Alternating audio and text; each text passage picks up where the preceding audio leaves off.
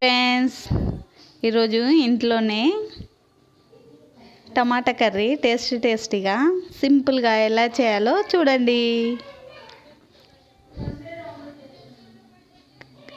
టేస్టీగా ఉంటుంది. కావాల్సిన ఐటమ్ టమాటాలు, ఆయిల్, ఉల్లిపాయ, పచ్చిమిర్చి, అల్లం పేస్టు, సాల్టు, కారం, పసుపు, కరివేపాకు, జీలకర్ర. ఒక గిన్నెలో గ్యాస్ పైన కప్పు ఆయిల్ ఉంది కదా, అందులో హాఫే సగము ఆయిల్ తీసి గిన్నె వేడైన తర్వాత వేయాలి. ఆ తర్వాత ఆయిల్ వేడైన తర్వాత ఉల్లిపాయ, పచ్చిమిర్చి ఒక్కొక్కటి వేస్తూ ఉండాలి, కలుపుతూ ఉండాలి.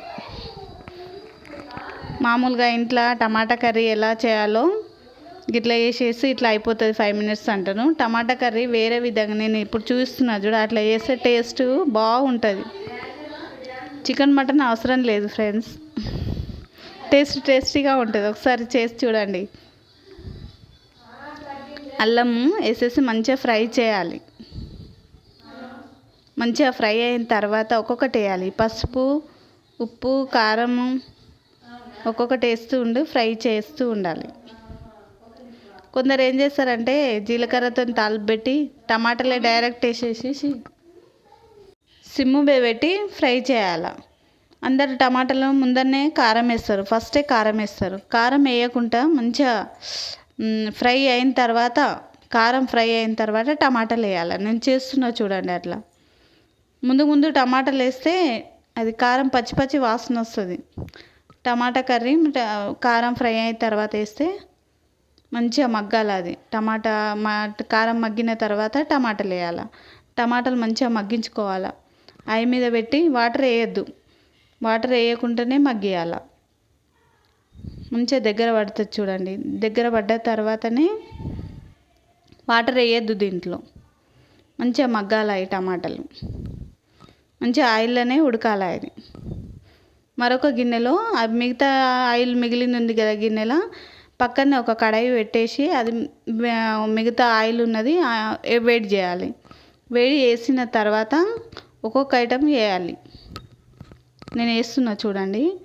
అట్లనే ఒకసారి ఇంట్లోని ఒకసారి ట్రై చేయండి ఫ్రెండ్స్. టేస్టీ ఉంటుంది.